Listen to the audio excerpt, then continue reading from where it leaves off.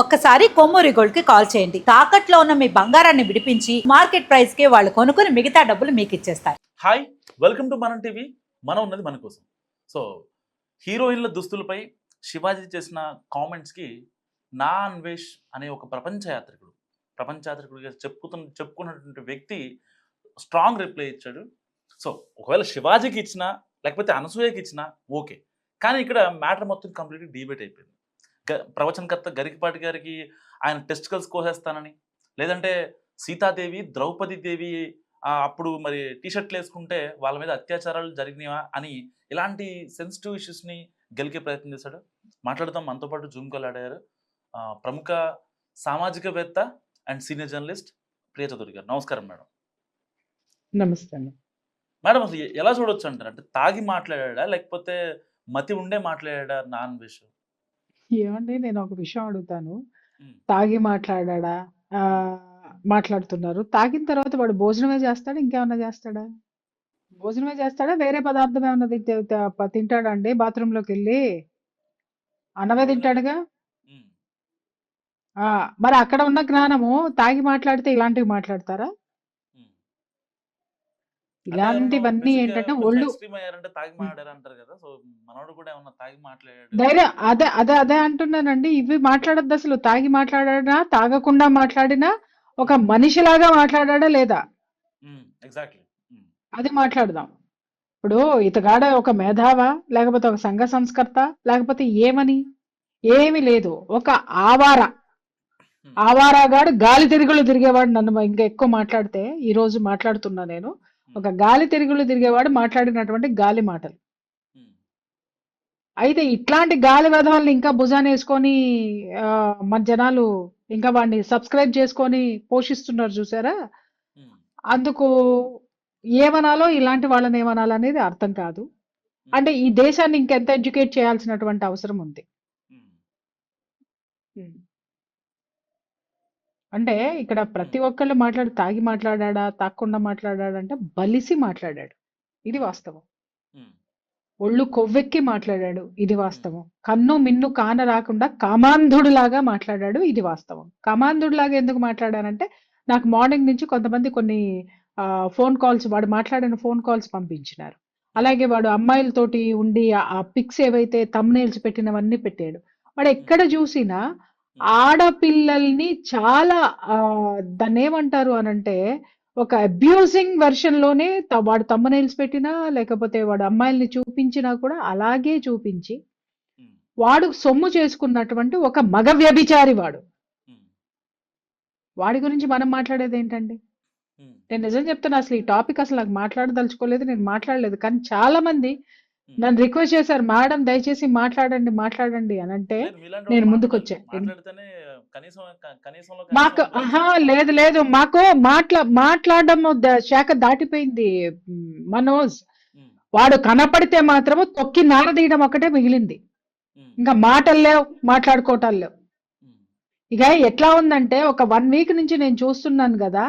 అరే, ఒక విషయం ఎక్కడ మొదలైంది, ఎక్కడ డిస్కషన్స్కి వెళ్ళిందండి? ఒక మంచి చర్చ. ఎక్కడ చర్చ? ఆడవాళ్ళు దుస్తులు వేసుకొని వస్తున్నారు, మగవాళ్ళు ప్రవర్తిస్తున్నారు.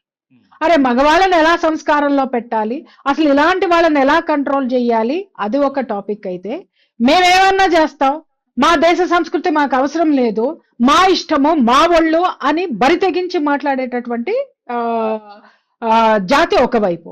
అరే, వీళ్ళు ఇద్దరినీ కలిపి ఎలా సంస్కరించాలి, అరే వీళ్ళిద్దరిని ఎలా గైడ్ చేయాలి అనేటటువంటిది అందరం మర్చిపోయి ఏం మాట్లాడుతున్నాం? అటు పోతే శివాజీని వాదిస్తారా, ఇటు పోతే వీళ్ళని వాదిస్తారా, ఏంటేంటో ఎక్కడికెక్కడికో. మేడం, ఇక్కడ ఒక చిన్న ప్రశ్న అది ఏంటంటే, శివాజీ 10th ఫెయిల్ అయ్యాడు, ఇంటర్ ఫెయిల్ అయ్యాడు అని చెప్పి పిచ్చి పిచ్చిగా మాట్లాడుతున్నాడు. మరి ఒకవేళ నిజంగా నాన్ వెజ్ అంత పిహెచ్డీలు పట్టాలు తీసుకొని ఉంటే, దేవాలయాల మీద ఉండే బొమ్మలు కావచ్చు, వాటిలో కామంగా అనిపిస్తుందనే మాటలు కావచ్చు, లేకపోతే గరికపాటి గారిని ఉద్దేశించి ఆ మాటలు కావచ్చు, ఈ దేవతలను ఉద్దేశించి ఇలాంటి మాటలు మాట్లాడేవాడా నిజంగా చదువుకుని ఉంటే? ఇప్పుడు శివాజీ గారు ఎడ్యుకేషనల్ క్వాలిఫికేషన్ అడిగినవి ఈ వెధవ, వీడు ఎడ్యుకేషన్ క్వాలిఫికేషన్ ఏముందండి నాకు అర్థం కాక అడుగుతాను. ఉన్న ఎడ్యుకేషన్ క్వాలిఫికేషన్స్, వీడు ఆయన 10th క్లాస్ ఫెయిల్ అయితే ఈయన సర్టిఫికెట్లు కొనుక్కొచ్చుకున్నాడా? చెప్పండి. ఆయన 10th క్లాస్ ఫెయిల్ అయినటువంటి వ్యక్తి అలా మాట్లాడాడు, అంత ఇదిగా మాట్లాడాడు, అలాంటి అబ్యూజ్డ్ లాంగ్వేజ్ వాడాడు అనేది వీడు మాట్లాడుతున్నాడు. మరి వీడు వాడిన లాంగ్వేజ్ ఏంటండి? ఉమ్, వీడి ఎడ్యుకేషన్ క్వాలిఫికేషన్ ఏంటండి? ఉమ్, నిజంగానే వీడు క్వాలిఫై వీళ్ళందరూ ఏంటి అని అంటే వీళ్ళందరూ లిటరసీలు అండి. అంటే చదువుకున్న వాళ్ళు తప్ప జ్ఞానం లేదు వీళ్ళకి. Um, they are not educated. Education కి లిటరసీకి చాలా తేడా ఉంది. ఉమ్, దాన్ని తెలుసుకుంటే ఈ వెధవలో వీడు ఇట్ట దేశాలు పట్టుకుని పోడు. దేశంలోనే ఉండి దేశానికి ఉపయోగపడే ఏదన్నా పని ఏదన్నా చేస్తాడు వాడు. ఉమ్, వాడిది ఒక అడుగు తినే బతుకు. ఉమ్, ఆ బ్రతుకులో ఏంటంటే ఎప్పటికప్పుడు ఏంటనంటే వాడు చొక్కాలు మార్చినట్టుగా ఆడపిల్లల్ని మారుస్తూ ఉంటాడు. అలాగే శివాజీ గారు మాట్లాడిన దాన్ని బట్టి వాడికి తగిలింది అసలు నాకు అర్థం కాకడితే శివాజీ గారు మాట్లాడింది ఒక విషయం అయితే ఉమ్. ఇంతమంది ఎందుకు స్పందిస్తున్నారు? ఎవరు? Exactly. సంబంధం ఏమన్నా ఉందా? సంబంధం ఏమన్నా ఉందా? ఆయన సంబంధం అనే వ్యక్తి వేదికల కావాలంటే మీదకి దీన్ని పెద్ద అదే పిక్చర్ అదే చేస్తారు. వేదికల మీదకి వచ్చేటప్పుడు పద్ధతిగా రండమ్మా అన్నాడు. ఆయన మాట్లాడినటువంటి 2 అన్పార్లమెంటరీ వర్డ్స్ అది ఎవ్వరము కూడా సమర్థించము, అవును. ఎవరము యాక్సెప్ట్ చెయ్యము. దానికి ఆయన ఖచ్చితంగా క్షమాపణ ఆయన చెప్పాడు, మహిళా కమిషన్ ముందు ఎస్ ఆయన క్షమాపణ చెప్పాడు అని తెలిసిన తరువాతే నేను డిస్కషన్స్ కి రావడం మొదలు పెట్టానండి. అంటిల్ అన్లెస్ నేను అసలు ఒక్క మాట కూడా మాట్లాడలే. ఆయన అవును. క్షమాపణ చెప్పకపోతే వేరే విధంగా ఉండేది. ఉమ్, కానీ ఆ క్షమాపణ చెప్పడంలో కూడా తనంతటగా తాను రియలైజ్ అయ్యి ఏంటి అనే విషయం విశదీకరించి మరీ చెప్పాడు. ఏంటి అనంటే అసలు ఎలా వచ్చింది ఆ భావము, అతని బాడీ లాంగ్వేజ్ అర్థమవుతుంది. పశ్చాత్తాపంతో చెప్పాడు, ఉమ్, రిగ్రెట్ అయ్యాడు అనేటటువంటిది అన్న తర్వాత ఏమంటే అసలు ఏ మనిషిని మనం క్షమించమా, క్షమించకూడదని ఒట్టు పెట్టుకున్నామా? ఉమ్, లేకపోతే క్షమించేస్తే మనకు టాపిక్లు ఉండవనుకుంటున్నామా? ఉమ్, ఇప్పుడు ఏ మనిషికైనా మనం పనిష్మెంట్ ఏం కోరుకుంటాం అంటే ఇప్పుడు శివాజీ గారిని ఎన్కౌంటర్ చేయాలనా? ఉమ్, మరి శివాజీ గారిని ఎన్కౌంటర్ చేస్తే ఈ విధమని ఏ కౌంటర్ చేయాలి? ఉమ్, ఉం? ఎన్ని ముక్కలుగా ఇది చేయాలి వాడి నాలుకని కోసి? ఆ ఏం మాట్లాడుతున్నారు? ఎక్కడికో టాపిక్ వెళ్ళిపోయింది. అసలు సంస్కరణ మగవాళ్ళల్లో రావాలి, ఆడవాళ్ళల్లో రావాలి. దీని గురించి మాట్లాడిన వాళ్ళు ఎవరండి? ఇంకొక ఆయన వచ్చేస్తాడు, అసలు మీరెవరండి అంటారు. మరి వీళ్ళందరూ ఎవరండి మాట్లాడడానికి, సమాజాన్ని దశ నిర్దేశం చేయడానికి? ఉమ్, వీళ్ళందరూ ఎవరండి? ఉమ్, అంటే దేశము నాది కాదు, మరి నీదా?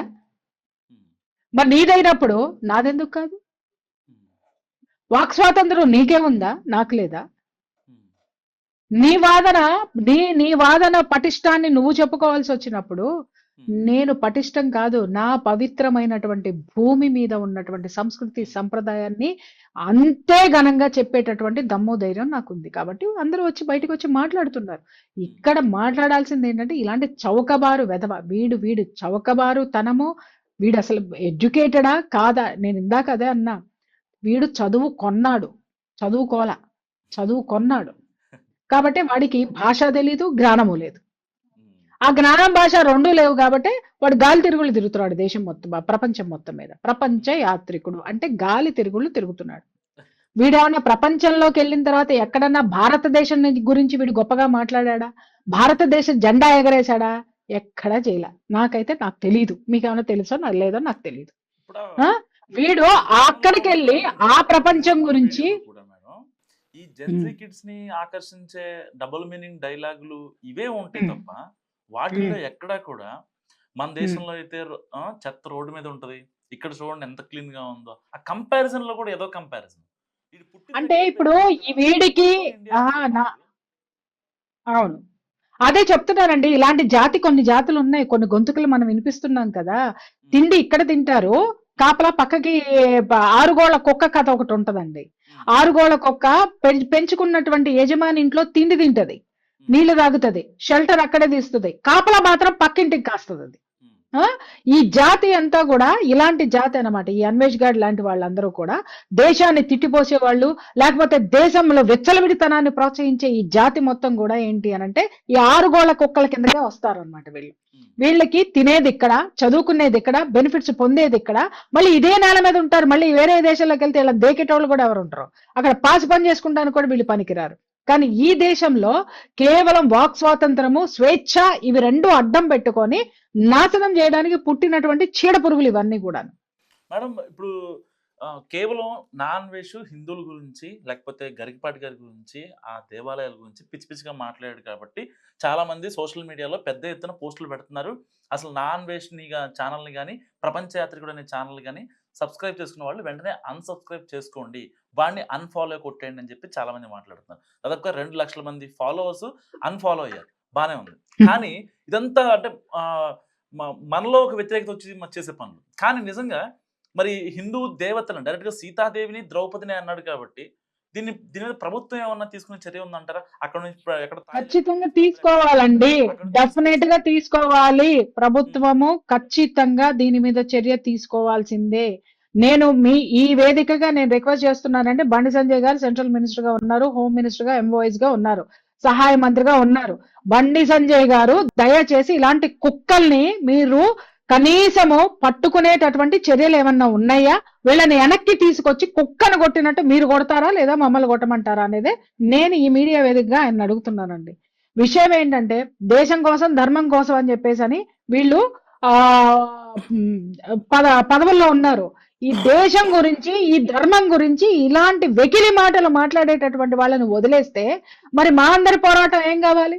మేమందరం వీళ్ళందరికీ ఎందుకు ఓట్లేసామో, ఈ హిందుత్వాన్ని రక్షిస్తారు, ఈ దేశ సంస్కృతి నిలబడుతుంది, ఎక్కడికో నాశనం అయిపోతున్నటువంటి దాన్ని మళ్ళీ తిరిగి మనం తెచ్చుకోవడానికి మనకు ఒక అధికారం కావాలి కాబట్టని మాలాంటి వాళ్ళందరం సపోర్ట్ చేసి వీళ్ళని గెలిపించాం, వీళ్ళకి పదవులు కట్టబెట్టాం. మరి అటువంటప్పుడు వీళ్ళు ఇట్లాంటి విషయంలో స్పందించాల్సినటువంటి అవసరం ఉంది. నేను మిగిలిన ఎవరి గురించి నేను మాట్లాడను. ఎందుకు మాట్లాడినానంటే ఆయన ఆ పదవిలో ఉన్నాడు కాబట్టి, హోమ్ మినిస్టర్ గా ఉన్నాడు కాబట్టి. అన్వేష్ ఒక మాట అన్నాడు మేడం, మీ సంస్కృతి అంటే శివాజీ గారు మాట్లాడారని చెప్పి దానికి రియాక్ట్ అవుతూ అన్వేష్ ఏమన్నాడంటే, మీ సంస్కృతి సాంప్రదాయాల్ని మడిచి ఎక్కడన్నా పెట్టుకోండి. అక్కడ ఒక బూతు మాట అన్నాడు మేడం, నేను ఆ మాట అనలేకపోతున్నాను. సో కానీ అమ్మాయిలను మాత్రం వదిలేయండి, వాళ్ళు ఎలా తిరుగుతారో వాళ్ళు బట్టలు ఇప్పుకొని తిరుగుతా అన్నా సరే వదిలేయండి, ఈ మాట యాస్టీస్ గా అన్నాడు మేడం. వీడెవడండి చెప్పడానికి విచ్చలవిడితనాన్ని ప్రోత్సహించడానికి వీడిచ్చేటటువంటి మాటలు. నేను అదే చెప్తున్నాను, కొడుక్క వాడికి నాకు మళ్ళీ మామూలుగా మాటలు రావట్లేదు, చాలా ఆవేశం వస్తుంది. వాడికి ధైర్యం ఉంటే ఇక్కడికి వచ్చి మాట్లాడమని చెప్పండి. పిరికి పంద, పిరికి వెధవ ఎక్కడికో పోయి ఎక్కడో దాక్కుని వీడియోల్లో మాట్లాడడం కాదు, వాడిని ఇండియా వచ్చి నడిబొడ్డు మీద నిలబడి మాట్లాడమని చెప్పండి. ఆ అమ్మ కూడా ఒక అమ్మ ఉంది, ఆ అమ్మ కేవలం ట్వీట్లు పెడుతుంది, ట్వీట్లు. మేమందరం పిచ్చోళ్ళమే ఈ వీడియోల్లో వచ్చి కూర్చొని స్టూడియోలోకి వచ్చి మా కారులో మేము పెట్రోల్ పోసుకొని వచ్చి గంటలు అరిచి ఊరికినే పిచ్చికి అరుస్తున్నామా? ఆ అమ్మ మాత్రం ట్వీట్లు పెట్టి వదిలేస్తుంది, మేము మాత్రం పిచ్చోళ్ళ లెక్క అరుస్తున్నాం.